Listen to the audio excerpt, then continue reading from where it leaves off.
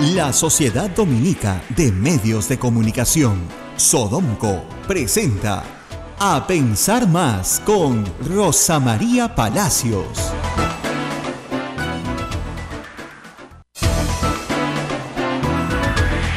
8 en punto de la mañana, señoras y señores, muy buenos días, bienvenidos a la red Sodomco, Sociedad Dominica de Medios de Comunicación. Ya estamos conectados con Arequipa a través de Radio San Martín, con Chimbote a través de RSD, en todo Lima con Radio Santa Rosa, en el Cusco con Radio Veritas, en Ucayali con Radio Cepagua, en la Convención con Radio Quillabamba y en Puerto Maldonado a través de Radio Madre de Dios. Esta es la red de la Sociedad Dominica de Medios de Comunicación. Y un cariñoso saludo también para Ayacucho, que nos escucha a través de la voz de Ayacucho, y en Huánuco, todo Huánuco nos escucha a través de Radio Huánuco frecuencia modulada. Gracias también a AM Tagua. Rosa María Palacios, muy buenos días, aunque no es muy buenos para muchos peruanos que están muy tristes. Muy tristes por el fallo final y definitivo en última instancia de la justicia deportiva, que no es igual a la justicia, hay que decirlo, a la justicia ordinaria. Paolo Guerrero no va a poder ir al Mundial, eso ya lo sabemos. Estamos a 30 días del Mundial, aún sin intentar algún recurso final. Ya no hay tiempo, la verdad que... No hay tiempo, ya no se puede hacer absolutamente en 30 nada. días es muy difícil. Entiendo que sus abogados están tratando de recurrir justamente a la justicia ordinaria de Suiza. Podrían declarar la nulidad del laudo arbitral, pero creo que dentro de los 30 días eso es muy, muy difícil.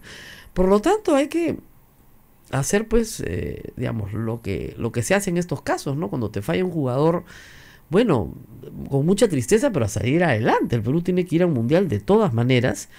Este es felizmente un juego de equipo.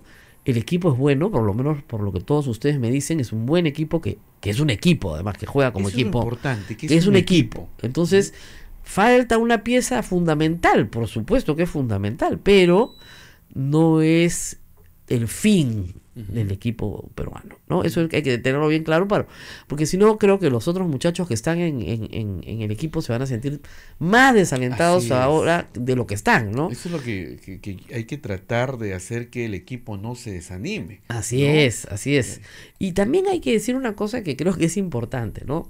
O sea, si se contrata a un entrenador como el profesor Gareca, es porque él sabe, ¿no? Nosotros no sabemos. Entonces, todos los hinchas le dicen, llame a fulano, llame a mengano, haga esto, haga aquello. Porque si ustedes observan en general a los miembros del género masculino viendo un partido de fútbol, todos se convierten en entrenadores, ¿no? Y lamentablemente eso pasa también con los dirigentes, ¿no? Que se convierten en entrenadores, entonces comienzan a presionar para este o para aquel. Dejen a Gareca hacer su trabajo. Ese sería mi hashtag del día, ¿no? Déjenlo trabajar. O sea, yo estoy segura, que él con toda seguridad ha elaborado un plan B. Sí. Porque tenía que ponerse en esa contingencia. Sí, yo creo que sí. Entonces, si tiene un plan B, dejémoslo pues desplegar su plan B. O sea, él es el profesional, el que ha sido contratado, el que desayuna, almuerza y come fútbol todo el día, y que tiene el equipo técnico y tiene la gente alrededor para tomar las mejores decisiones para la selección peruana.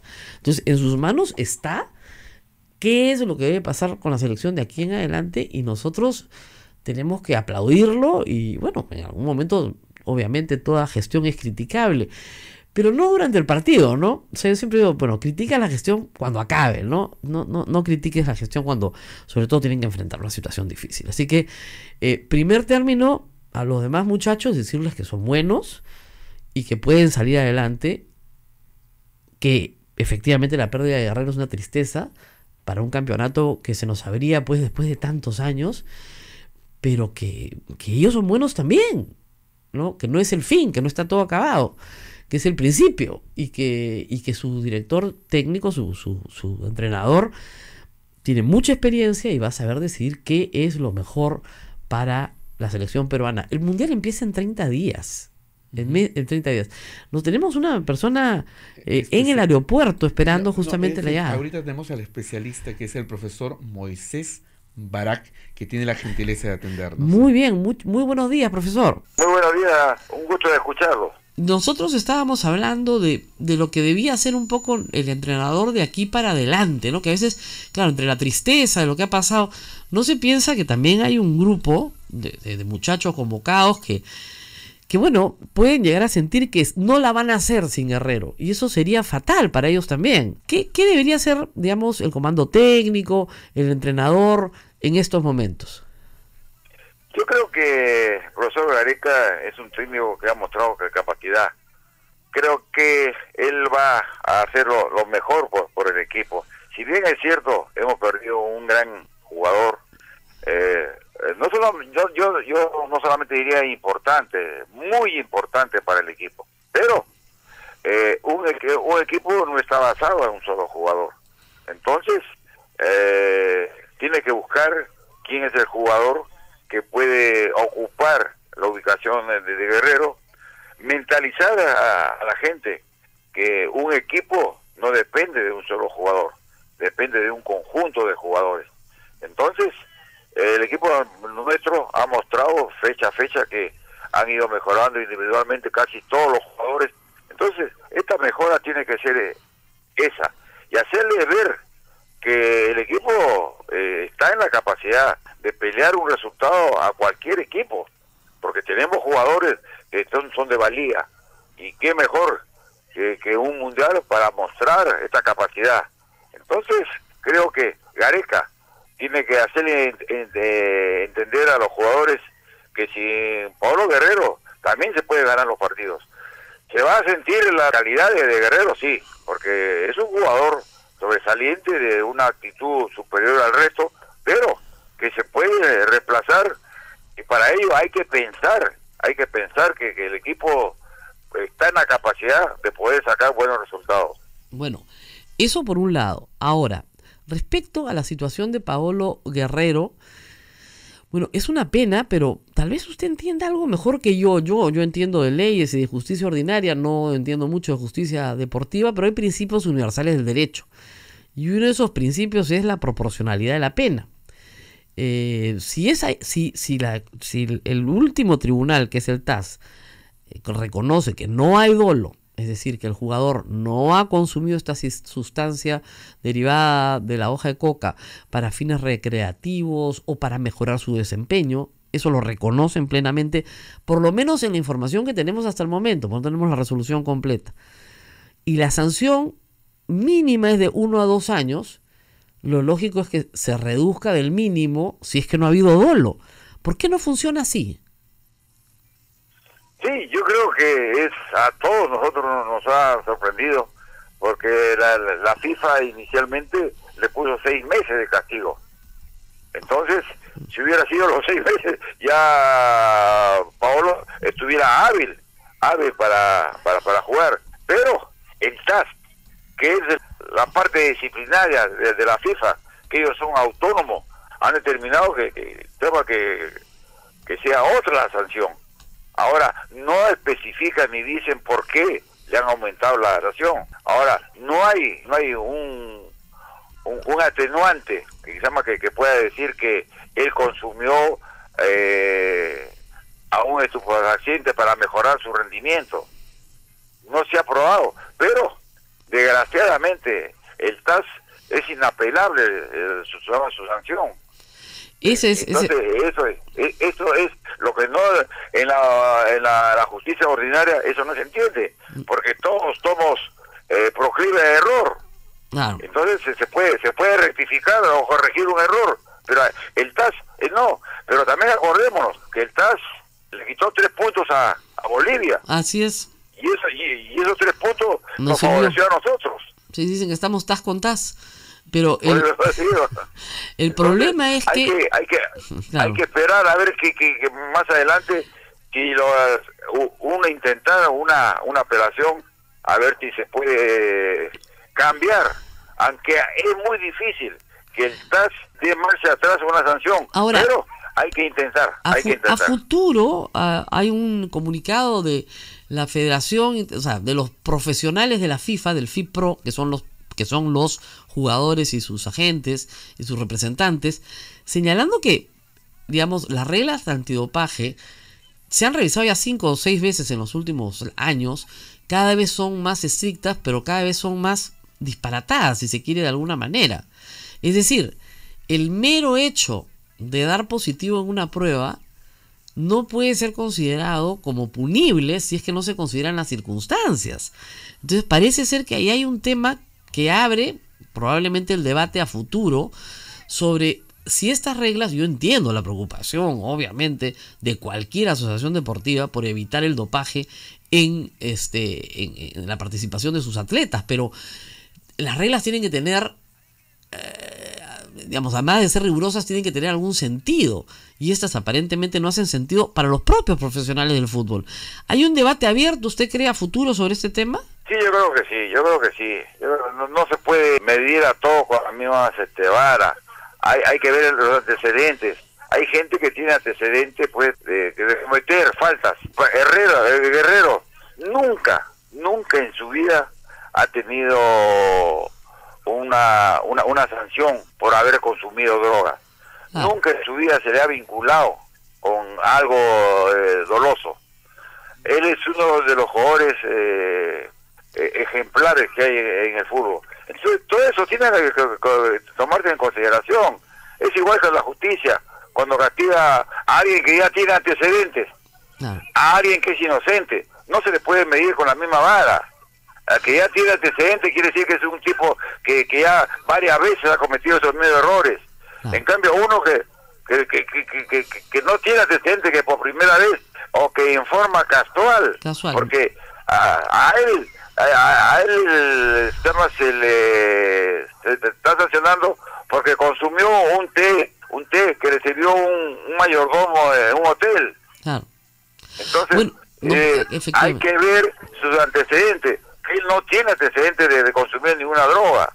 Entonces, eso esperemos que el TAS lo pueda considerar y bajar la sanción, que es muy difícil porque ellos la sanción que aplican la mantienen. Esperemos que en este caso, por justicia, lo pueda hacer. No lo creo, profesor, porque ya no hay más trámite ante el TAS. Yo le agradezco mucho haber estado con nosotros esta mañana hablando de Paolo Guerrero, una pena para toda nuestra audiencia, y gracias, profesor, por habernos dado estos alcances, y que siga adelante el equipo. Por cierto, el equipo tiene que seguir adelante y Gareca tiene que seguir siendo el entrenador que piensa por el equipo. Nosotros no pensamos por Gareca, ni le decimos qué tiene que hacer Gareca, ni tampoco la dirigencia. ¿Nos tenemos que ir a la pausa ya?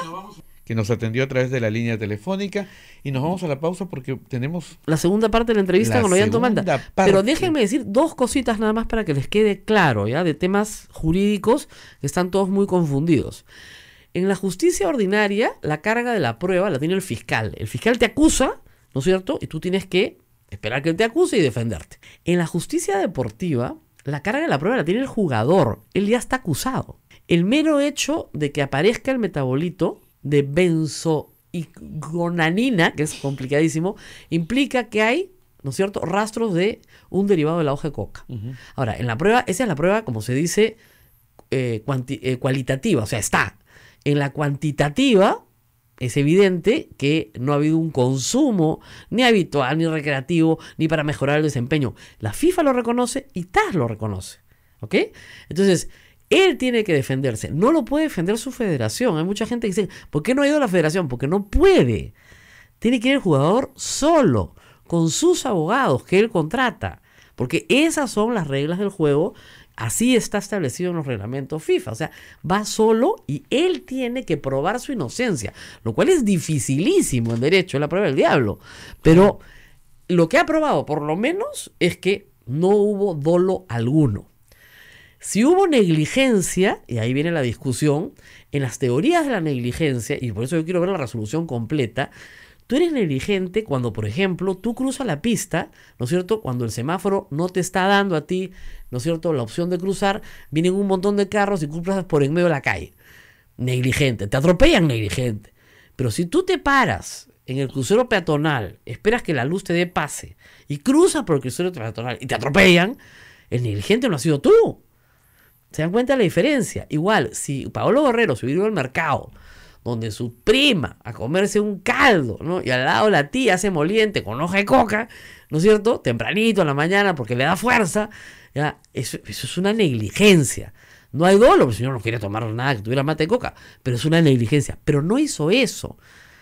La diligencia de vida, en la teoría del riesgo controlado, digamos, es que tú actúes como debería actuar, con cautela, una persona que observa todos los estándares de su profesión. Y en su profesión, ¿cuál es el estándar? La concentración, que está sometida a un régimen de cuidado por un staff técnico, nutricionista, médicos, etc. Entonces, yo sí creo que él cumplió con la diligencia de vida. Por lo tanto, si hay una sanción objetiva, es decir, hay metabolito, hay sanción, los 6 meses eran más que suficientes, aun cuando la mínima, de acuerdo al reglamento FIFA, sea 1. Porque es la mínima cuando hay dolo. Claro. Pero aquí no hay dolo. Ahora, 2. Muchos han dicho, él jamás debió apelar y ahí quedaba. Falso.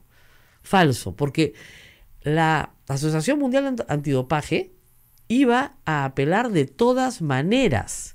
¿Ok? Que apeló una semana después que él, no importa, iba a apelar de todas maneras porque estaba pidiendo además 22 meses.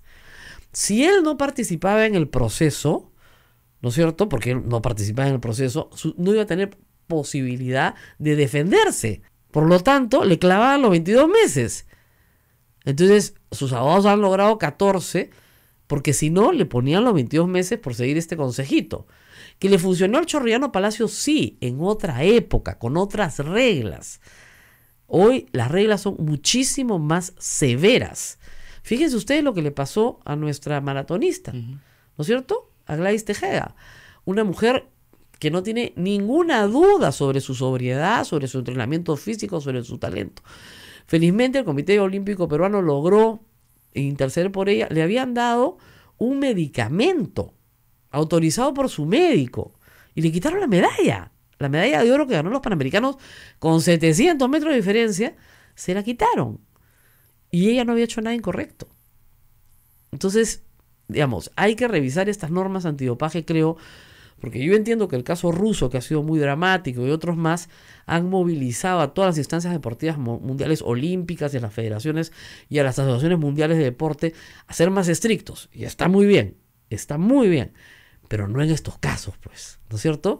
La sanción, como yo digo en un post que he escrito, lo recomiendo, está en mi blog, rosamariapalacios.pe, y ahí explico toda la cronología de los hechos. Y está bien sencillito, está menos legal que lo que he explicado. La cronología de los hechos y lo demás explica qué es lo que pasó. Vamos a la pausa y regresamos. Sodomco, Sociedad Dominica de Medios de Comunicación. Estamos nuevamente con la Sociedad Dominica de Medios de Comunicación en todo el Perú. Rosa María Palacios. Solo para presentarles la segunda parte del video en que hablamos con Ollanta Tazo este pasado sábado sobre su gobierno, sobre cosas como por qué no indultó a Alberto Fujimori, si se hizo rico o no se hizo rico con algunos contratos, en especial el gasoducto surperuano, y otras cositas más que ustedes van a escuchar en esta parte de la entrevista. Ahí va, a ver, Naila, ¿estamos cuadradas? Ya. ¿Se enriqueció usted en su gobierno? No hablemos de fondos de campaña, enriquecimiento en su gobierno, personal. No, algo que... Salió más pobre, dice usted, de lo que entró. No creo, tampoco voy a decir eso. Mire, tanto en la familia de Nadine como en mi familia son familias provincianas emergentes y siempre se han hecho su patrimonio a punche y siempre nos han formado así, no hemos mezclado el interés privado con el interés público. Claro, pero con un sueldo de presidente, con su mujer sin trabajar, ¿no es cierto? Ella tenía un sueldo del partido, es verdad. No alcanza para mucho, ¿no? Con las justas para pagar los colegios y... Es complicado, pero yo tuve que hacerme un préstamo del partido. El partido me prestó una buena cantidad de plata. Bueno, ¿por qué? Entonces, lógico. Entonces, dígalo, el partido me mantuvo. Sí, en parte, en gran medida, sí. Y el partido son personas naturales que donan al partido. No solo eso, en esos años el fondo principal del partido ha sido el aporte de los congresistas, asesores, etcétera. Entonces tenía una renta mensual del partido. como ya en la primera campaña se me atacó por mi patrimonio, Así es. se decidió que el presidente del partido tenía que ser un cargo remunerado. Ese cargo remunerado lo he ejercido. Cuando he sido presidente ya no podía ejercer. Se lo pasó a nadie. Claro, pero antes de pasárselo a Nadine, yo tuve que pedir un préstamo al partido que lo estoy pagando ahora. ¿Por qué? Porque Nadine no ha cobrado viáticos, yo no he cobrado viáticos de viaje. Pero ¿por qué no? Como Toledo. Ha debido cobrar todo. Pues. Justamente por ser bastante escrupuloso, porque uno entiende que después lo van a expulgar y uno prefiere, yo preferí en ese sentido mantenernos de esa manera. Entonces, hay muchos gastos que tiene un presidente, la familia presidencial, porque como dicen, la nobleza obliga, la representación del país obliga, que no lo va a cubrir el Palacio, y si uno quiere cubrir, después se lo van a sacar como un arma. O sea, los ternos no se los cubre Palacio, no, digamos. para nada. Ya, muy bien. Pero en la mujer es más complicado. Claro, pues tiene que vestirse Porque bien. la mujer, si se pone 2 vestidos seguidos, la rajan, ¿no? Si Pero, va mal vestida, también le cae el raje. Pero si va muy bien vestida también, que fue el caso de Nadine. No hay forma de no perder en eso, ¿no? Pero eso involucra un gasto. Así es. Por eso tuve que hacer un préstamo personal del partido, ¿no? En el caso del hombre no, porque yo me compro 10 ternos del mismo color y no pasa nada. O el mismo terno con 10 corbatas y ya está. Así es. Pero el problema es que muchos percibieron que su casa fue remodelada, que fue arregladita, ¿no es cierto? Sí. Que compró un poquito más al costado, me parece. No. En la misma casa, la mejoraron, digamos, ¿no? Sí, le aclaro.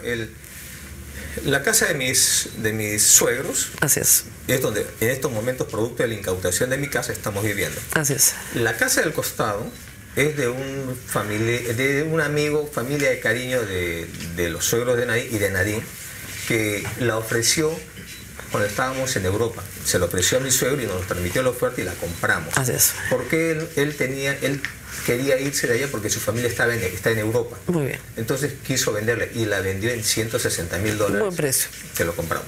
Entonces, nosotros no hemos tenido la propiedad de mi suegro, sino hemos tenido nuestra casa. Claro, pero la han ido remodelando, Y mejorando. hemos pagado, y eso está dentro de la contabilidad, dentro de la pericia que nos han hecho. Está eso. Hemos mejorado, evidentemente, es una casa tan antigua como la de mi suegro, ¿no? Claro, 40 años, pero le han hecho arreglos, pisos, muebles. Entonces se presume que usted con el enriquecimiento que tuvo durante...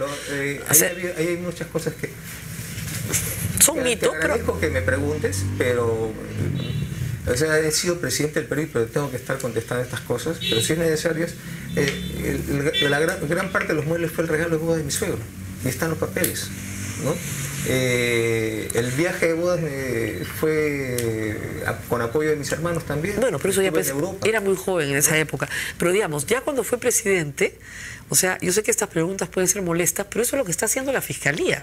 La Fiscalía está yendo a su... Entonces estamos viendo la parte legal o la parte de gestión de gobierno. No, la gestión durante su gobierno, porque le dicen que durante su gobierno, durante su gestión de gobierno, usted Pero hablemos de la gestión. se enriquece. Por ejemplo, le da la buena prueba a Odebrecht en el gasoducto sur. Primero, ¿en qué forma me he enriquecido? Le da la buena prueba a Odebrecht. ¿Qué? O sea, ya. En sus Contestame. signos exteriores de riqueza. Mis hijos estudiaban en el Jairan cuando llegamos de allá. Mi hija estuvo en el André Malraux y de ahí lo pasó al Jairan. Todos mis hermanos han estudiado en el Franco Peruano o en el Hans Christian, ¿no? Mis cuñados en la Inmaculada. Entonces, hemos mantenido el nivel. He mantenido la misma casa, la única casa que he comprado como bien familiar a nombre de mi esposa. Tengo mi departamento en Miraflores que lo compré, como se dice, de soltero, con apoyo de mis padres. No me había comprado un vehículo y cuando llego a Palacio tengo los vehículos de Palacio. ¿Por qué se Estaba comprando un vehículo, ¿no? Tenía su Jeep, ¿no? Su camioneta Jeep, es así que la manejaba. Esa es del año 97. Sí, viajancona, me he subido. Esa ahora está incautada del año 97. Esa es la que se han encantado, sí, me di cuenta. Sí, ahora, cuando se ha hecho, por ejemplo... ¿No le dio el gasoducto sur a Odebrecht? Hablemos del gasoducto sur. Dame 3 minutos para explicarte. Yo sospecho que el tema de corrupción está en Cuntur. ¿Por qué? Porque en el gobierno de García, como lo dicen las empresas, ¿no? Hubo mucho interés del gobierno para que lo tenga Odebrecht. Y le dan a través de una iniciativa privada autosostenible. Quiere decir que el Estado no pone plata. ¿Sí? Pero evade el concurso. Así ¿no? es.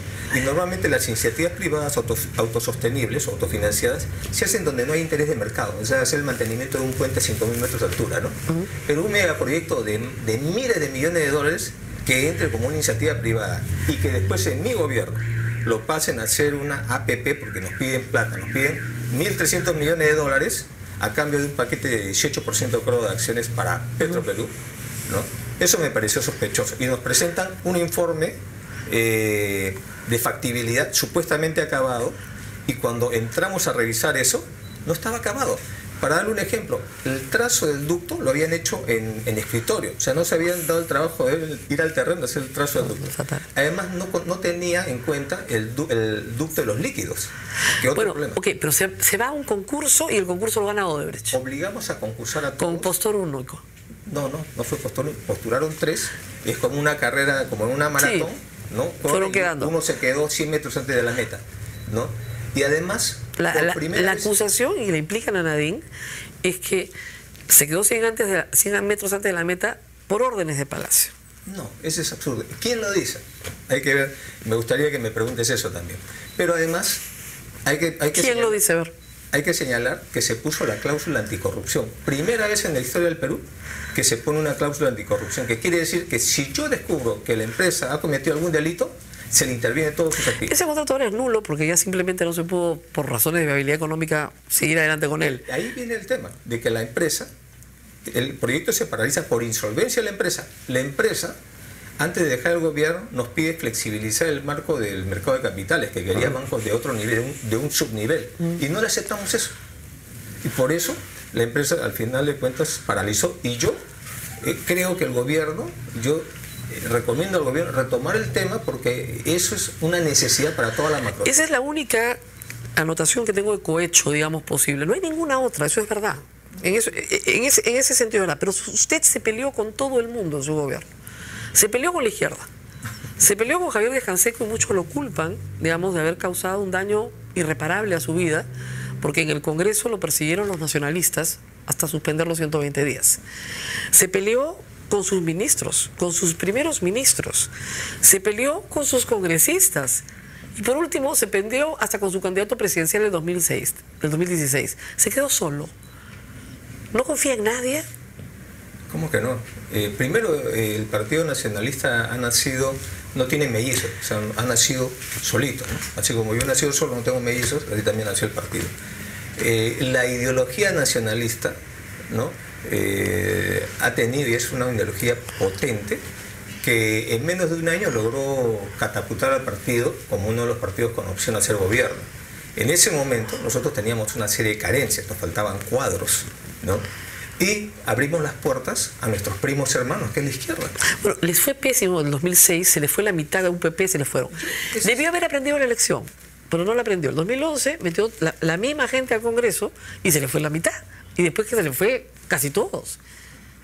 Había un ex primer ministro israelí que me decía que Israel ha avanzado mucho en las tecnologías de defensa satelitales, de la salud, pero en la mente humana es muy difícil penetrar la mente de una persona, que una persona de un momento a otro pueda cambiar su posición y pueda convertirse en otra cosa. Es muy difícil predecir una decisión. Hay teorías sobre la elección racional, etcétera, pero es un misterio el cerebro de las personas. ¿Usted cree que a usted lo traicionaron muchos?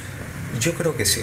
Yo creo que muchos defraudaron el proyecto, y no solo defraudaron, pretenden, ¿no? Es como decir que el huevo quiere enseñarle a la gallina cómo empollarlo, ¿no? Hay una lista larga, entonces, ¿no? Omar Chejade, Torres Caro. Usted los menciona, yo no voy a mencionarlo. ¿Por qué no lo menciona? Porque ya lo está diciendo usted, pero lo que quiero mencionar es no al mensajero, sino al mensaje, ¿no? Pero hubo gente que sí fue leal con usted y a la que usted maltrató. A ver, esa es la segunda parte de la pregunta, que me dirá usted quiénes. Pero los que se van, ¿no? Normalmente no se van a ir diciendo que son traidores, ¿no? Se van más bien echando la culpa. En política es así. Es que el amor propio en las personas es tan fuerte que no pueden comprender que puede haber una paja también en su ojo. ¿No se está describiendo a sí mismo? No, yo sí los reconozco, mis errores, ¿no? Y tengo muchos. ¿Cuáles son? Pero ya, como se lo dije antes, no soy partidario de la humillación pública. Si me voy a autoflagelar, lo voy a hacer delante de un crucifijo, como los buenos juezitas. ¿Le debe alguna explicación al país? Pero, como le estaba diciendo, ¿no? Muchos abrimos las puertas. Por eso pusimos Gran Alianza Nacionalista de Gana Perú, porque el Partido Nacionalista no tenía los cuadros suficientes ni siquiera para cubrir la cuota de bancadas. En el camino, ¿no?, todos estos grupos que han entrado, también dentro del Congreso, han querido partir la bancada para replantear una cuota de poder con el Ejecutivo. Nosotros no tuvimos una mayoría absoluta como hay hoy día, sino teníamos que fabricar mayoría. Tuvimos una mayoría relativa y con socios coyunturales. Entonces usted verá que muchos proyectos de ley que sacamos eran básicamente con diversas bancadas. ¿No se arrepiente del daño a Javier Díaz Canseco? ¿Perdón? ¿No se arrepiente del daño político a Javier Díaz Canseco? Nosotros no le hemos hecho ningún daño. Votaron para suspender los 120 días acusándolo de corrupto. Nosotros no le hemos hecho ningún daño a Javier Díaz Canseco. Lo que allá ha habido es un tema en el cual la oposición de ese momento manejó eso. Y en la bancada hubieron gente que lo apoyó y gente que no lo apoyó. Es parte de la formación de la disciplina, parte de la indisciplina que había dentro de las bancadas. Entonces, o sea, usted verá que no ha sido un voto de consigna. Pero además sí, a Javier Díaz Canseco le dimos la oportunidad de que sea congresista, ¿no? Y ni nadie ni yo albergamos ningún tipo de odio en nuestro corazón. Creo y respetamos la memoria de Javier, un magnífico político, un magnífico parlamentario, ¿no? Pero no nos pueden echar la culpa a nosotros de ese tema. ¿Espantó usted la inversión privada? No. Fue timorato, Conga nunca fue. Pero Conga no es la inversión privada. O sea, yo sé, pero digamos, Conga nunca fue. Fue su capitulación el primer año. A ver, hablemos un poco. Cuando llegamos a gobierno, lo que encontramos era un país que estaba entrando en un proceso de... se estaba entrando en un proceso de depresión externa porque se caían los precios de los minerales. Ya había pasado la época de las vacas gordas que administró García, donde América Latina creció a un ritmo de 4 o 5% y el Perú 7 a 8%. Eso ya había pasado. Lo que nos tocó a nosotros fue viento en contra. Y aún así, solamente en inversiones mineras del quinquenio tuvimos más de 40.000 millones de dólares frente a los 16.000 que tuvo el gobierno anterior de García, sin Conga y sin Conga acá. Pero ya venían las bambas, evidentemente iban a salir en su gobierno. Las bambas salen en su gobierno. Eso es fácil decir. La ampliación de Cerro Verde venía de todas maneras, ya estaba en la línea. ¿Qué trajo nuevo usted? Ese es menoscabar o menospreciar. ¿Qué trajo nuevo? Los grandes proyectos no nacen, ya está encaminado, no. Permanentemente hay problemas. Y más aún, cuando ya está listo en ejecución, vienen los conflictos sociales porque todo el mundo quiere estar en el momento de la cosecha. No en la siembra, pero sí en la cosecha. Pero ¿qué proyecto importante es su legado de gobierno? Dígame. Yo le voy a decir, pero primero déjeme dar a luz. Segunda vez que le pido que me deje dar a luz. Parto natural, no me obligue a un aborto. O a una cesárea, disculpe, ¿no? Lo que quiero decirles, cuando llegamos a gobierno, dentro de la política de crecer para incluir, ¿no?, nosotros cambiamos una estrategia que era incluir para crecer y creamos un componente más, que es la política social, y que hoy día sirve también para la lucha contra la pobreza. Datos del INEI señalan que los programas sociales con el acompañamiento del Estado han ayudado a bajar 2 puntos porcentuales la pobreza. O sea, 730.000 peruanos dejaron de ser pobres gracias a eso. Y en mi gestión de gobierno, más de 1.300.000 peruanos dejaron la línea de pobreza extrema. ¿Ese es su legado? Ese es parte del legado, estoy diciendo, es muy grande. Pero además, quiero señalarle, ¿no?, que todo esto lo hicimos, ¿no?, lo hicimos respetando las reglas de la macroeconomía. O sea, de tal manera que dejamos un país fuerte, sólido económicamente, macroeconómicamente, con recuperación económica. Cuando entregamos el gobierno, en el último trimestre el Perú creció 4.5%. Además de esto, hemos dejado megaproyectos que tienen que continuar. Está la línea 2 del metro, está la refinería de Talara, el gasoducto surperuano, está el Museo Nacional, el MUNA. Me tengo que ir a la pausa. Una pregunta rapidísima, sencillísima. No, ha dicho varias cosas, es su legado y quería saberlo, pero o lo que considera su legado. Recuperamos los más de 50.000 kilómetros cuadrados en el litigio con Chile. Ese es un buen dato, pero pregunta final, ¿por qué no indultó a Fujimori? Porque no era correcto. No era correcto. Me quedo con esa respuesta. Vamos a la pausa y regresamos. Sodomco, Sociedad Dominica de Medios de Comunicación.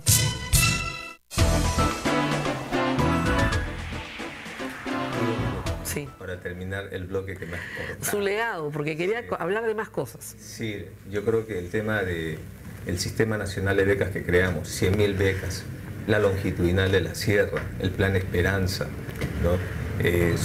La compra del satélite, pasamos de 2.9 a 4% el presupuesto educativo. Lo hubiéramos llevado más, pero no había posibilidad porque el ministerio no podía administrar tanto dinero.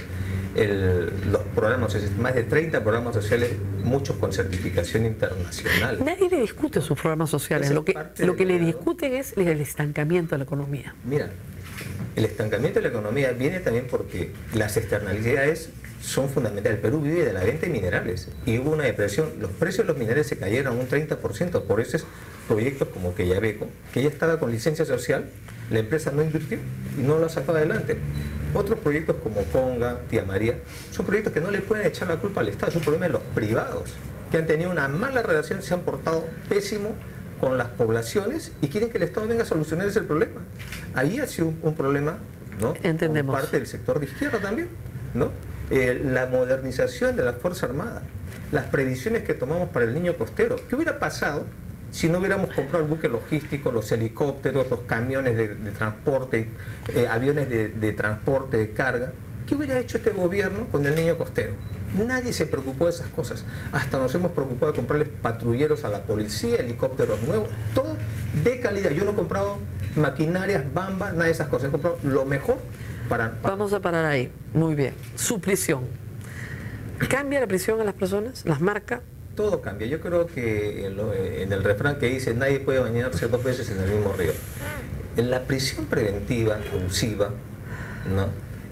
Tiende, o en general la prisión tiende a destruir a la familia, ¿no? Es una situación que no se la deseo a nadie. No ha sido su familia destruida. Te quita, más allá de la libertad, en mi opinión, la libertad mezclada con el tiempo, con la calidad, ¿no? Y peor en nuestro caso, porque en la prisión ponen a la madre y al padre, y se produce una situación inédita porque mis hijos, 3 menores de edad, tienen inmediatamente que ser administrados, en el buen sentido, por su abuela, pero su abuela también está siendo investigada. Entonces, es una desgracia porque ya cambia la vida social, como cuando tienes un pariente con una enfermedad terminal en el hospital, ¿no? Los horarios se independizan, se buscan su pareja, todo el mundo quiere terminar, pierdes amigos también, etcétera, ¿no?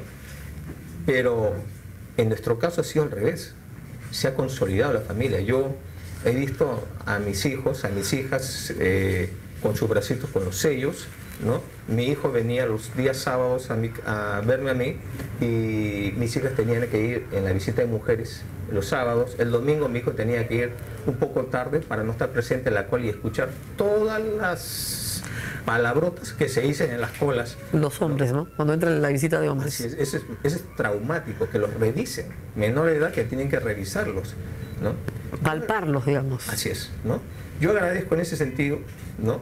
La solidaridad, ¿no? De los círculos de amigos, padres de familia del colegio, los amigos de ¿Los han ayudado? Hijos. Se ha consolidado el círculo. Mis hijos están con una terapia psicológica cada uno.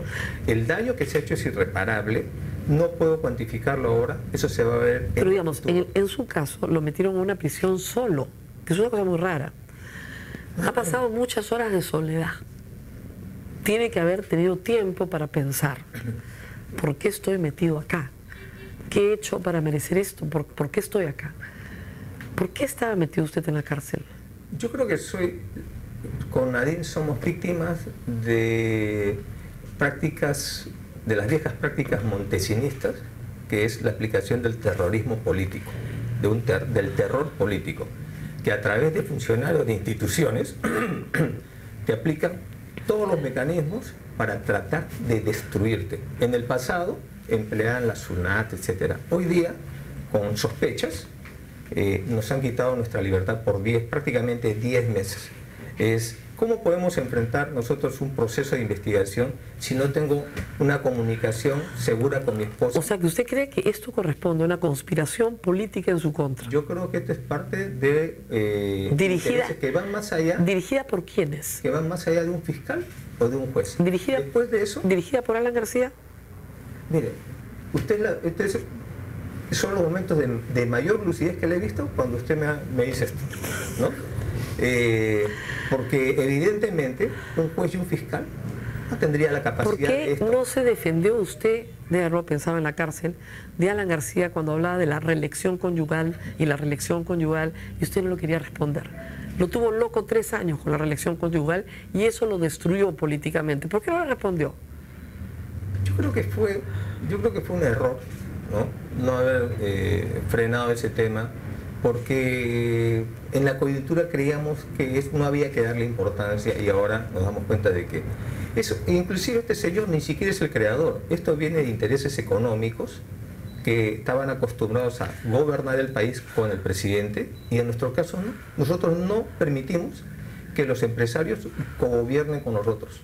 Entonces se utilizaron a este señor que usted lo ha mencionado como vocero y estuvo durante 3 años en ese tema, pero el problema de él son en realidad los narcoindultos y eso no es un problema que lo deba atribuir a mi esposa o a mí. Mega comisión, dice que es una venganza de usted contra él. Yo creo que justamente el primer mandamiento de la ley de Dios es amar a Dios sobre todas las cosas. ¿Por qué? Porque seguramente Dios encontraba que la gente muchas veces tenía un amor propio enorme, ¿no? Y entonces no eran capaces de poder ver sus propios errores y ante sus limitaciones y errores prefieren personalizar. O sea, Alan García tiene un enorme amor propio. Yo siempre la veo a usted, la estoy viendo con mucha lucidez. No, pregunto. Pero además de eso, yo creo que no fue un tema, nosotros no hemos perseguido a nadie, ¿no? Ese tema de narcoindultos era un hecho comprobado, la prensa lo sabía, no es que lo inventábamos ni nada de esas cosas. Ahora, creo yo que en nuestra situación, al ponernos 10 meses de prisión preventiva abusiva, que el Poder Judicial, más allá de lo que dice un juez, ¿no?, haya dicho no nos interesa una casación, no nos interesa sentar un precedente jurídico sobre este tema y que tenga que ser el Tribunal Constitucional, máximo ente de garantías constitucionales que enmiende la plana en el buen sentido, me preocupa porque estoy viendo justamente lo que digo, ¿no?, que hay intereses más allá de un juez y un fiscal, que después de haber salido, para salir nos han demorado 4 días, ¿no?, después de haber salido nos quite nuestra única casa familiar. O sea, ¿cómo podemos llamar esto si no es prácticas montesinistas de aplicación del terror político, en las cuales mi familia no hemos tenido tiempo de sentarnos con nuestros hijos, con Nadine, y decirles, miren chicos, esto ha pasado, esto es así, no hemos tenido tiempo de procesar ese problema y entramos, una mañana nos tocan el timbre y tienen que salir mis hijos sin tomar desayuno, ¿no?, y tenemos que estar buscando a dónde ubicarlos y sacar ellos sus cosas para el colegio, felizmente que están de vacaciones, ¿no? Y esa noche mi hijo ha dormido en la casa de un familiar, mis hijas en la casa de unas amistades y yo y Nadine hemos tenido que dormir en la casa de mi suegro. Esto ha obligado también a que mi cuñado tenga que mudarse y buscarse un departamento. Y estamos siendo víctimas de una hostilización permanente. No solo es hoy día, ayer, todos los días hay una hostilización. ¿Pasan por su casa? ¿Le gritan cosas? Así es. La cosa es así, ¿no? Entonces, yo siento... ¿No tiene resguardo policial? Tenemos un resguardo policial que esperemos que se mantenga, porque yo no he perdido mi condición de expresidente de la República. Pero es lo único que tengo, y mi pensión de expresidente, no tengo nada más. ¿El Congreso no le pone personal como le pone García? No. El Congreso no he puesto nada y tampoco voy a estar mendigando al Congreso. Yo soy un expresidente, no tengo por qué mendigarle a una institución que tiene 5% de aprobación. Ya vendrán buenos tiempos. Pero eso sí, yo creo que esto, y desde acá yo hago una exhortación, ¿no?, a la comunidad internacional, a la OEA y a todos los organismos como la Comisión Interamericana de Derechos Humanos, Naciones Unidas, del maltrato que se está haciendo acá y que estamos entrando a una situación que vulnera el Estado de Derecho. ¿cómo se puede proteger, cómo se puede apadrinar a este tipo de funcionarios que utilizan el poder para el mal? Dicen que estas personas en realidad los han victimizado y les han hecho un favor. Y Nadine es candidata el 2021 de todas maneras. Bueno, mira, dos cosas, ¿no? O sea, si me han querido hacer ese favor, no se los he pedido porque han hecho un daño irreparable a mi familia. Es un caro favor. Con dos favores de eso, no sé qué pasaría, ¿no? Pero en segundo lugar, ¿no? Cuando Nadine me acompañó en el gobierno, Nadine tenía un proyecto profesional. Ella ha sido, desde estudiante, ella hacía consultorías. Y yo le dije que tenía la aspiración política después de haber haber hecho el levantamiento en Locumba contra la dictadura de Fujimori, después que denuncié a todo el alto mando de la Fuerza Armada por haber firmado el acta de sujeción, y después que me invitaron al retiro. Y quedamos con ella en un acuerdo bien claro, ¿no? Ella, como esposa, me iba a apoyar, iba a ser una activista de las políticas sociales del gobierno, pero terminada la gestión de gobierno, ella quería retomar su vida privada profesional y ver la situación y atender a nuestros hijos, porque entienden... ¿Ella no quiere ser candidata? No. ¿La cárcel la ha golpeado más a ella que a usted?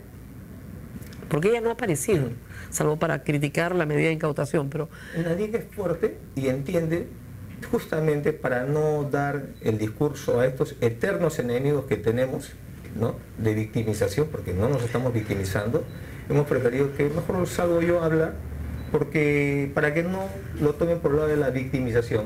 Pero eso no quiere decir que Nadine, como madre, no esté muy preocupada, muy mortificada. Evidentemente. Nos han quitado libertad. No va a ser candidata. Nos han quitado nuestra casa. Le han congelado las cuentas al partido. El fiscal dice que el partido no debe postular el 2021. En estos momentos no podemos hacer una actividad y bancarizarla. Estoy disponiendo que se dé cuenta al Jurado Nacional de Elecciones de que financieramente el partido va a tener que ser un partido manejado informalmente. Usted no puede hacer una apoyada. Bueno, hacer apoyadas, pero no lo puedo bancarizar. Voy a tener que ponerlo en la caja fuerte, qué sé yo. Nadine no va a ser candidata. No. ¿Se acuerda que hace años tuvimos una entrevista durísima? Estamos terminando, no se asusten. Y yo le pregunté más o menos 10 veces qué pasó en Madre Mía. ¿Qué pasó en Madre Mía? Lo que ha pasado es... ¿Qué pasó en el 92? No en el proceso. No en el proceso. Yo entiendo lo que ha pasado, etcétera. ¿Qué pasó en el 92? Yo creo que más que el 92, lo que hay que remontarnos es a lo que es Madre Mía, ¿no? Madre Mía, en el año 89, fue tomado por Sendero Luminoso. La primera acción militar del Ejército Guerrillero Popular del Alto Guayaga fue en Madre Mía, donde eliminaron algo de una decena de soldados y otra decena de civiles. A raíz de eso se instaló una base en la zona superior del cerro. En el 90, Sendero Luminoso asesinó al jefe de base. En el 91, Sendero Luminoso volvió a asesinar al jefe de base y mató 17 soldados, ¿no? Y se llevó armamento de guerra, y las patrullas de Sendero, las patrullas contrasubversivas o subversivas, eran tan potentes como las patrullas contrasubversivas. Si en Ayacucho usted patrullaba con 20 hombres, en el Guayaga tenía que patrullar con 40. Si no, era un suicidio lo que estaba haciendo usted, ¿no? En el 92, lo que yo encontré era una situación donde el Estado no estaba, donde el oficial tenía que hacer de cura, de juez, de fiscal, de hermano, de padre, y donde, como no había administración de justicia, por ejemplo, si usted quería, su problema de usted es que su vecino, la vaca de su vecino se ha comido su alfalfa. Se iba a quejar a la base porque no había quien quejarse. Para la base eso no era un problema que ameritara viajar 2 días a pie a un sitio y arriesgar toda una patrulla. Entonces iba usted y le decía, mi vecino es terruco, ¿no?, para obligar a que salga a la base.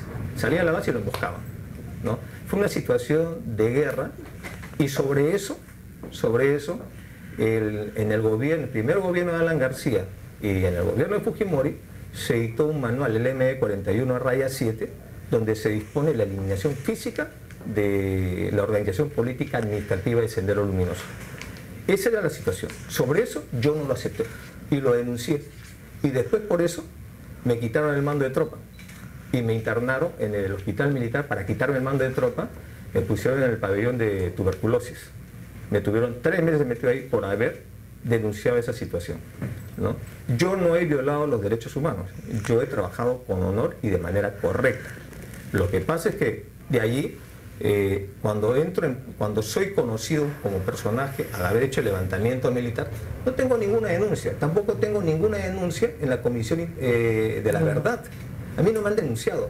Recién cuando empiezo mi carrera presidencial, me viene el tema de que soy un presunto violador de derechos humanos. Pues bien, me sometí durante 3 años a las investigaciones. Y después de haberse hecho más de 80 testimoniales, pericias, etcétera, donde se descubre que ese señor es un mentiroso compulsivo, le hacen un peritaje psicológico, etcétera, no hay lo que ellos decían, se me absuelve, ¿no? Hoy día, madre mía, es un caso cerrado, pero veo como hay una presión política que lo quieren abrir. Hay una comisión en el Congreso que, como usted lo ha dicho, ¿qué es una comisión congresual? ¿Para qué sirve una comisión congresual? ¿Y cómo se prostituyen las comisiones en el Congreso, ¿no? Cuando tienen mayoría y perversidad, se juntan dos cosas, ¿no? Porque a veces es preferible tener a un inepto en el Congreso que tener un perverso que no descansa, ¿no? Entonces, lo que están haciendo es tratar de meter terror a todas las en esta investigación y presionar a la fiscalía que arde. Entonces llaman a jueces, fiscales. Fui sin haberse tomado una testimonial, he sido pasado investigado. No se me ha permitido el acceso a la documentación, ¿no? Y aún así se me juzga como presunto culpable, ¿no? Para mí, madre mía, es cosa juzgada, porque así lo dice la ley y la Constitución. Nos tenemos que despedir, pero podemos repetir esta entrevista en algún otro momento porque se nos han quedado muchísimos detalles todavía. Cuando quieras. Muy bien, muchísimas gracias. Te debo también varias entrevistas. Me debe años de entrevistas. Pero además quiero agradecerte tu valentía, defender los principios constitucionales como es el abuso de la prisión preventiva, el abuso de una incautación de inmueble, más allá de diferencias que podamos tener sobre el tema del proceso, sobre otras cosas, ¿no? Y sé que por defender tus ideas y tus principios te has ganado un racimo bastante frondoso de enemigos. No, de insultos más bien. Pero bueno, así es este trabajo, la verdad es la verdad. Y yo lo que estoy buscando es la verdad. No sé si me la ha dicho, ¿eh? El público es el que tiene que juzgar eso. Ya regresamos a la actualidad. Esto era el sábado, ahora estamos aquí. Bueno, esta fue la entrevista con Ollanta-Humala, como ustedes ven. Bueno, 1 hora y 4 minutos. Da para mucho, pero no da para todo, ¿no? Había mucho más que explicar. Yo tuve como les dije, una conversación previa con él. Lo vi bien en el sentido de que y ustedes lo aprecian también en la entrevista, más delgado, lo viste tú, Abel, ¿no? Delgado, más acabado, más avejentado. Los años pasan, el poder envejece, pero entero en el sentido de que está con ganas de pelear, ¿no? No está deprimido, ni mucho menos. No. Terco como siempre, ¿no? Sí. La misma terquedad de toda la vida. Pues siempre, yo lo he entrevistado tantas veces, qué terco, pero sí con ganas de pelear, ¿no? Y es raro, ¿no? Una persona que la agarras a porrazos, pues, a golpes, normalmente no lo chancas, pues, ¿no? Y no está chancado, para nada, está con ganas de contestar y de pelear. Y está con ganas de competir. El mismo hecho que nos cite a su partido, que la mayoría de entrevistas las den su partido. Salvo la de RPP, todas han sido. Todo eso pues nos habla de que él quiere volver a la contienda política. Yo creo que él quiere postular en el 2021. Eso es lo que me llama más la atención. Y quiere postular contra Keiko Fujimori de nuevo. Y no sé por qué, me parece que efectivamente hay una intención de impedírselo. Ahora, yo no sé si tenga alguna oportunidad, ¿no? Porque el público está muy molesto con él, ¿no? Por lo menos en redes sociales, ustedes no saben la cantidad de insultos que he tenido que bloquear, porque claro, se los dirigían a él, pero me los mandaban a mí, así que todos, y había muchos para mí también, ¿no? También agradezco a muchísima gente que ha estado muy contenta con la entrevista, porque como es una entrevista larga, ha habido tiempo para que se pregunten o se profundicen más cosas que normalmente no se profundizan. Yo no creo que él haya dado respuestas que necesariamente lo favorezcan. Como les digo, esta narrativa de yo provengo de una clase media, de una casa de clase media, no ayuda para una investigación que se empieza en el 2005, cuando ella ya estaba requete casado y tenía 2 hijos. O sea, ayuda para decir, claro, yo no nací de un huevo, no es que nunca haya tenido. Hay otras líneas, digamos, en su narrativa que hubieran podido ser mucho más útiles, pero cada político le exige, ¿no es cierto?, una determinada atención dependiendo de sus asesores y de lo que le han dicho que tiene que decir, lo que él considera que debe decir. Pero en fin, cosas que debemos añadir antes de irnos. Lo de la congresista Foronda creo que es un escándalo, ¿no? Y acá sí hay una aclaración para todos los oyentes que me han escrito. Miren, cuando una persona cumple su pena, la cumple, aun cuando no haya pagado la reparación civil, pero cumple los años de condena y es excarcelada porque cumplió, se borran los antecedentes penales. Eso es lo que dice el Código Penal. A muchos les sorprende. Dice, oiga, y esto que de pedir certificado de antecedentes penales, cuando tú pides un certificado de antecedentes penales es para ver si la persona tiene una condena vigente, suspendida, por ejemplo. Nada más. Pero nada más. No te habla del pasado de una persona que ha cumplido una pena. Porque en el Perú no hay un registro de los que fueron condenados. Hay un registro de condena, sí, pero una vez que tú terminas, se acabó, sales del registro. Sales del registro. Entonces, en los meses recientes, se han aprobado leyes, por ejemplo, para que los terroristas no entren a la administración pública. Ya se había aprobado una para que los terroristas no entren al sistema educativo. Y el Ministerio de Educación decía, bueno, ¿dónde está el registro de los condenados por terrorismo? Y es que ese registro lo tiene que reconstruir el Poder Judicial, porque no existe. Ese es el problema. Si esta señora ha estado 2 años prácticamente de secretaria de la congresista Foronda, era emerretista y nadie se dio cuenta, es porque no hay un registro. ¿Se entienden? Entonces, si el Perú quiere que de todos los condenados por cualquier delito se conozca esto perpetuamente, tiene que haber un registro. Ahora, eso sería violatorio de la Constitución y probablemente de todos los tratados de derechos humanos. ¿Por qué? Porque es negarle la oportunidad a una persona de reinsertarse y mantener el estigma de la cárcel. ¿Ok? ¿Usted le daría trabajo a un preso? Probablemente me va a contestar no. A un ex convicto, no. Y supongamos que ese convicto efectivamente pues trabajó, estudió, se reinsertó en la sociedad. O por último, era inocente, estaba mal condenado, lo que fuera. Entonces, el estigma, ¿no es cierto?, pesa mucho, ¿no? ¿Y qué pasa con la gente que no puede conseguir trabajo después de que sale de la cárcel? Vuelve a caer en el delito.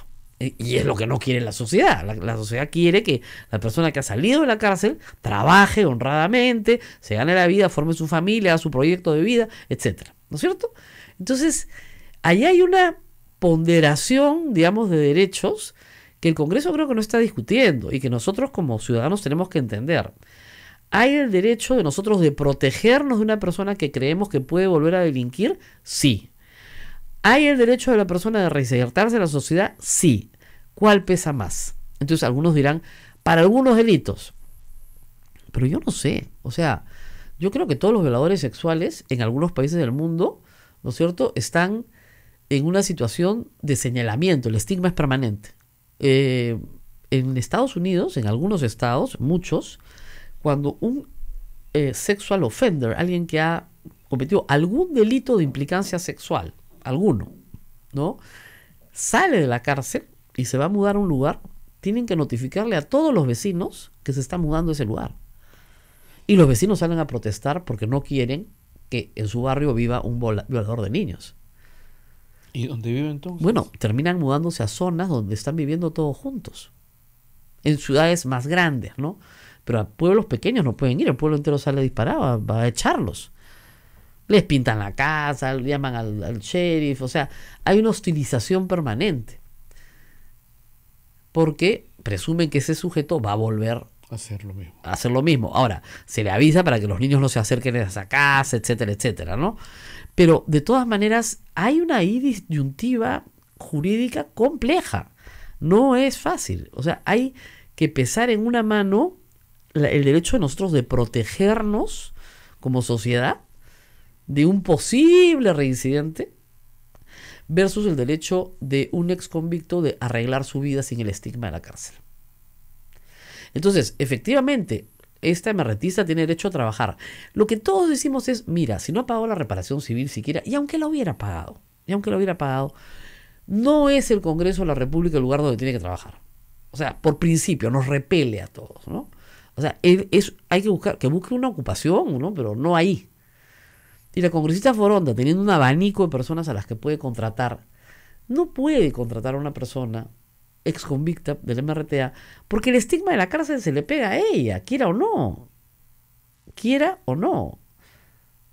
O sea, ahí no me diga que tiene su programa, ¿no? Un programa social para contratar reos que han salido de la cárcel. No, pues, ¿no? Y menos de un crimen tan horrendo como el que comete MRTA con las famosas, ayer dije casas del pueblo, cárceles del pueblo, ¿no? Terrible. Que esta mujer lo que hacía era la logística, la que alquilaba los lugares, etcétera. De repente los más jóvenes no recuerdan, pero estos desgraciados secuestraban a una persona y la metían a un closet, ¿no es cierto? O a un hueco, dentro de un closet, ¿no? Y la dejaban ahí 6 meses. Hay casos de gente que murió de inanición. No voy a decir nombres, pero hay un famoso minero que murió de inanición. Lo encontraron su cadáver con 30 y tantos kilos. O sea, unos desgraciados, de verdad, unos desgraciados, gente miserable. Y a otros les sacaron plata y plata y plata y todo lo que pudieron, porque estos iban por la plata, ¿no? Entonces, y estos eran especialistas en exigir cupos a empresas, o sea, estos iban por la plata. Pollay había montado ahí una empresa, y una empresa de sangre, ¿no? Entonces, no puedes poner una persona que ha estado 18 años presa por eso en el centro, ¿no?, del poder político del Perú. Un problema de juicio de la señora Foronda que tal vez le cueste una sanción, aunque había que revisar el reglamento de ética, ¿no? Vamos a ver. Pero, en fin. Y finalmente Magali Medina, el chisme del día, ¿no? Todo el mundo está hablando de Magali Medina, todos quieren que yo opine. Miren, yo ayer, ante una opinión de Luis W., yo también me quedé pensando, ¿no? Miren, su empresa latina, yo, tú, todo el Perú, sabemos que Magali Medina y Paolo Guerrero tuvieron una controversia judicial. O sea, eso no es un secreto. Sabemos que Magali Medina fue abusivamente a la cárcel. Yo de eso estoy absolutamente convencida. Que fuera culpable era otra cosa, pero a nadie lo han metido preso 5 meses por difamación. Esa sentencia no existe. Porque el mínimo es 1 año y el máximo 3. Nadie te mete 5 y a tu productor de televisión 3. Por algo que publicas en una revista. O sea, toda la sentencia estaba mal. ¿Toda viciada? Tan viciada que la sala superior se la corrige. Completa la jueza. ¿Ok?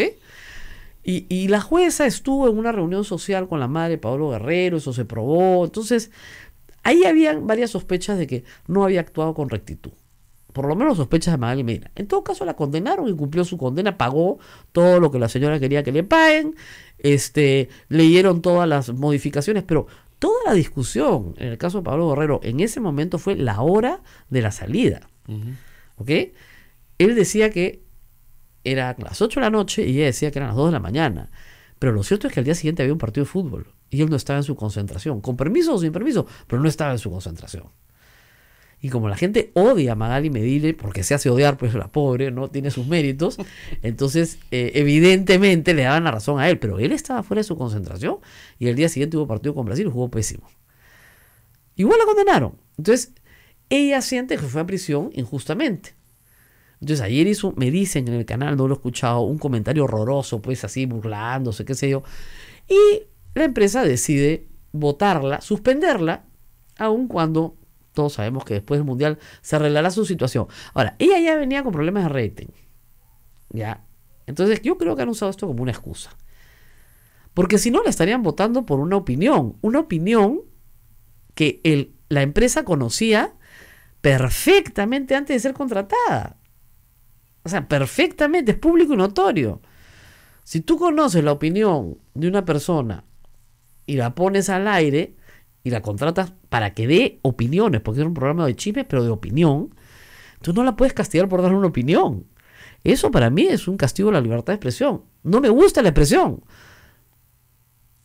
Siempre dicen, pues no, no me gusta el ejercicio de tu libertad, pero mataría para que lo tengas. O sea, ¿Hay gente que ejerce mal su libertad? Sí, pero la empresa ahí está velando por intereses meramente comerciales. Eso es lo más penoso de todo, meramente comerciales. Entonces, cuando las empresas no entienden lo que es el periodismo, hacen esto. Y lamentablemente cada día tenemos menos empresas periodísticas en el Perú y más empresas comerciales que se dedican en algunos segmentos a hacer periodismo. Por eso, chicos, tenemos menos chamba. De verdad. Hacer periodismo es otra cosa. A mí no me gusta la opinión, pero es una opinión que puede representar a un sector marginal de la sociedad también. Marginal, pero lo representa. Y tiene que estar representada. Si a mí no me gusta, fíjense, si a mí no me gustaran todas las opiniones, olvídense, ¿no? Lo que yo no admito es el insulto. Eso sí me parece bajo. Y tampoco admito que se invada la intimidad familiar en un momento crítico para obtener noticias, ¿no? Y lo que hizo ayer el RPP fue eso. La intimidad familiar es sagrada. La madre de Paolo Guerrero cometió el error de contestar el teléfono. Han debido cortar la entrevista más rápidamente, decirle muchas gracias, señor, entendemos su dolor, y cortar la entrevista. Pero al hacerla hablar, ¿no es cierto?, ella puede después estar incursa en difamación simplemente por un momento de exaltación, de cólera, de dolor. Y eso un periodista tiene que saberlo medir y decir, no, estamos haciendo incurrir a una persona inocente en un delito. Entonces mejor cortamos la entrevista, ¿no? Hay un ejemplo clásico de eso, si quieren. ¿Se acuerdan cuando Toledo salió en la campaña reborracho? ¿Así? Cortaron la entrevista en 30 segundos. Han podido jaranearse con él, ¿no es cierto? O sea, hacerlo puré. Pero Raúl Vargas, que es profesional, dijo, no señor, se acaba la entrevista acá. Eso es lo que hay que hacer. Hay cosas que tienes que sacar del aire, porque no pueden estar al aire porque efectivamente no son profesionales. 9:13. Muchas gracias a todo el Perú. Nos vemos mañana.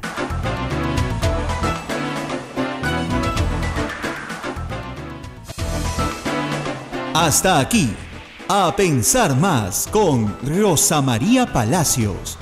Este programa fue producido por la Sociedad Dominica de Medios de Comunicación, Sodomco.